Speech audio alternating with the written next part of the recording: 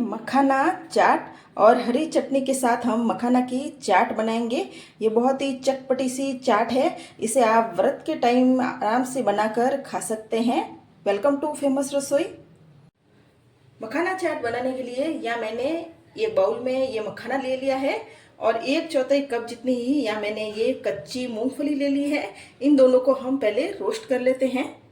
मैंने यहाँ पे ले लिया है पैन। अब इसमें मैं डाल रही हूँ 1 टेबल स्पून घी। ये मखाने हम घी में रोस्ट करेंगे। अब घी गर्म हो गया है, मखानों को हम घी में डाल देते हैं और एकदम से मीडियम आंच पर इन मखानों को हम रोस्ट कर लेते हैं।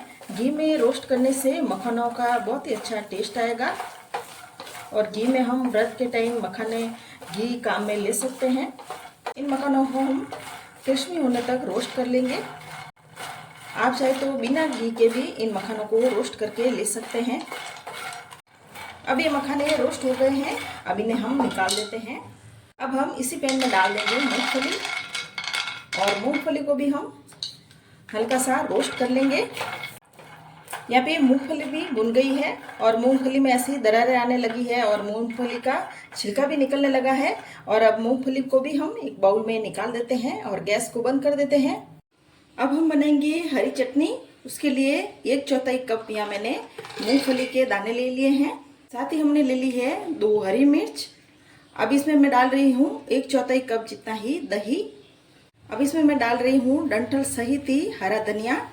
1/4 चम्मच जितना ही इसमें हम डाल देंगे सेंधा नमक और साथ ही हम डालेंगे जरूरत के हिसाब से पानी। अब इस चटनी को हम पीस लेते हैं। यह हमने चटनी को पीस लिया है और एक बाउल में निकाल लेते हैं और बची हुई चटनी में भी थोड़ा पानी डालकर इसे भी डाल देते हैं और ये हमारी चटनी बनकर तैयार है। या मैंने ये बाउल ले लिया है, इसमें हम डालेंगे एक कटा हुआ प्याज। आप व्रत में प्याज खा सकते हैं। साथ ही मैं डाल रही हूँ एक आधी कटी हुई खीरा ककड़ी और 1 टमाटर को भी मैंने बारीक काट के ले लिया है। इसमें आप कोई चीज़ नहीं खाते हैं तो उसमें नहीं भी डाल सकते हैं।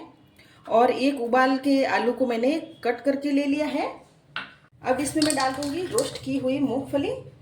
साथ ही मैंने एक सेव को कट करके डाल दिया है। अगर इसमें आप सेव नहीं डालना चाहते तो नहीं भी डाल सकते हैं। अब इसमें हम डाल देंगे धनिया पत्ती और साथ ही हम डाल देंगे हरी चटनी।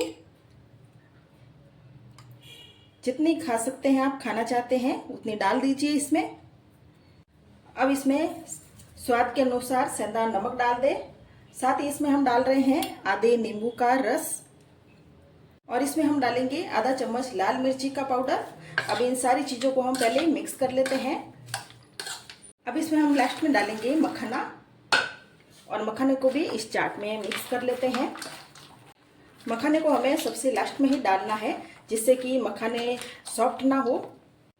मखाना चाट को हमने मिक्स कर लिया है। यह हमें मखाना सबसे लास्ट में ही डालना है जिससे कि मखाना जल्दी सॉफ्ट ना हो जाए। ये हमारी मखाना चाट बनकर तैयार है। इस मखाना चाट को हम सर्व कर लेते हैं। ये बहुत ही चटकेदार मखाना चाट बनकर तैयार हुई है। जब भी व्रत के टाइम हो आप इस चाट को बनाकर खा सकते हैं। चाट किसको पसंद नहीं आती, चाट सबको पसंद आती है, बड़ों से लेकर बच्चों तक। इस चाट में हमने हरी चटनी और नींबू का रस डाला है जिससे कि चटनी का स्वाद डबल हो गया है। रेसिपी अच्छी लगे तो मेरे चैनल को सब्सक्राइब करें और ज़रूर से कमेंट करें।